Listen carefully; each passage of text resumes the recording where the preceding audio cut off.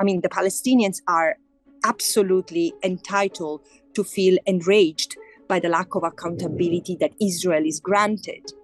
On the other hand, I have to take it and use it as fuel to keep me going.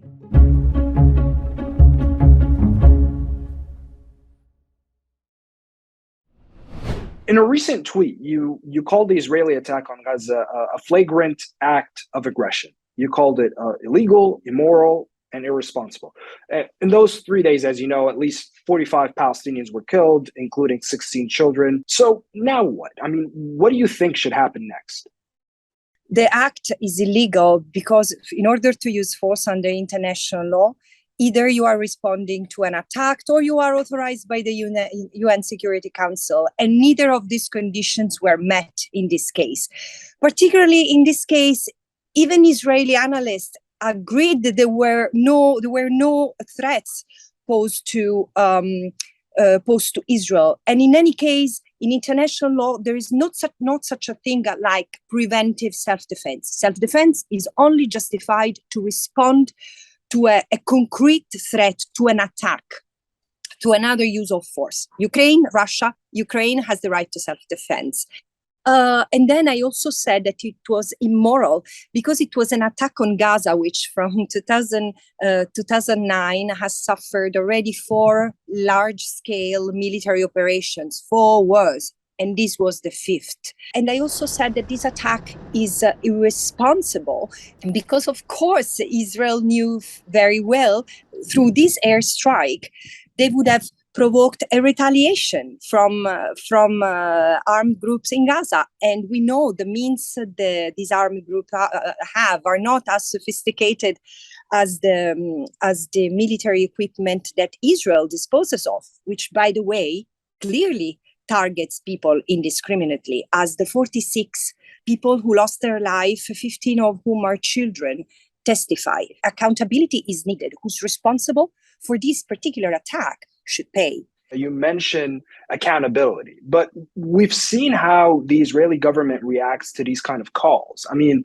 just citing one example, as I'm sure you know, a commission of inquiry set up last year by the UN Human Rights Council after the Israeli assault on Gaza in 2021, that left 260 Palestinians dead, found that Israel has no intention of ending the occupation. And for their part, the Israeli government simply accused the council of moral bankruptcy and a bias against Israel. So when it comes to holding the Israeli government accountable, how does this really happen on the ground, in your view?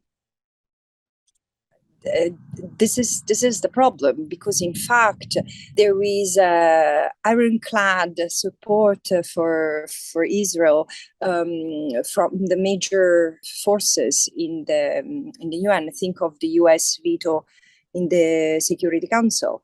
And worse than this, I'm afraid, the consensus has grown. Look also at the reaction from Arab states. I mean, I was disconcerted to see that there was very few reaction to this attack. Israel is allowed to continue with impunity. And this is something that is concerning beyond Palestine, because it's eroding the very foundation of the multilateral order, the premise upon international law. International law either applies to everyone, otherwise it cannot just apply to the non-friends, you know, and we cannot make discounts to our friends and allies, because this undermines the validity of international law as is.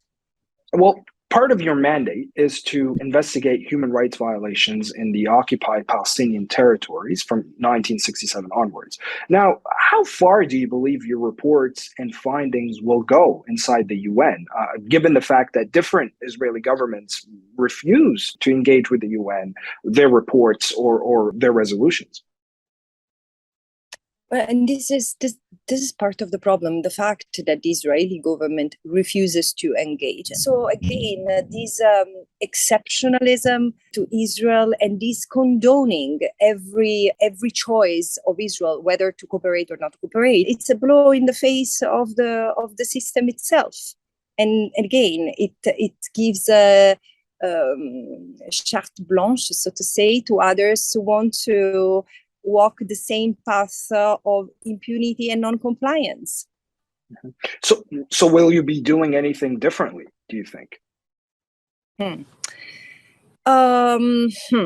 I think that rather than doing something differently, what I can try to do is to try a different how. I don't think that the large public appreciates the level of pervasiveness, the level of rooting of the Israeli occupation. The reality, and this is what I have to pass and I have to raise awareness on, is that Palestine has been occupied since 1967, and the modalities of the occupation have changed.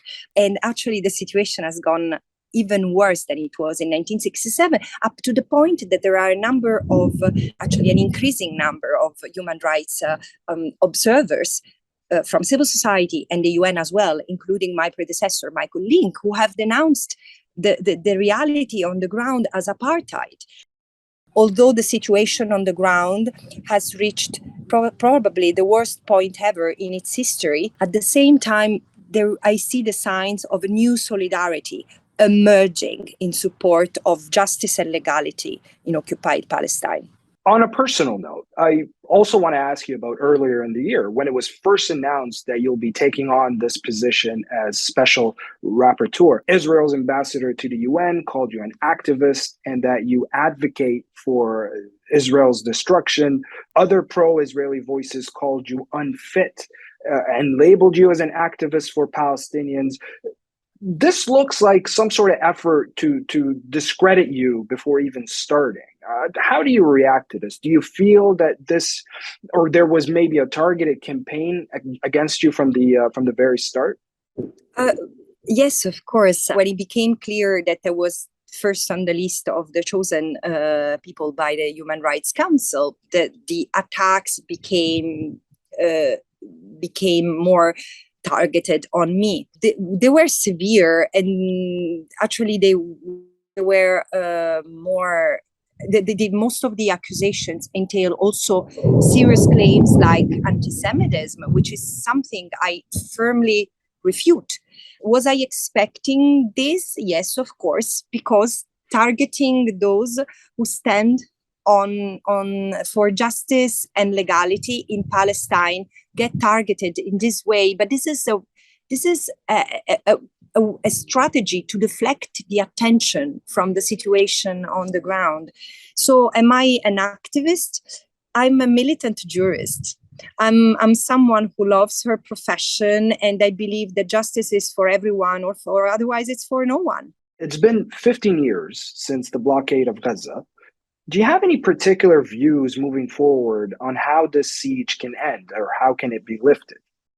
First of all, this shouldn't be handled by Israel on its own, because as we have seen, Israel behaves like a bad faith occupier and runs an occupation which is illegal. So I doubt that Israel will have any incentive under the current constellation, under the circumstances, to lift the blockade. But the blockade must be lifted.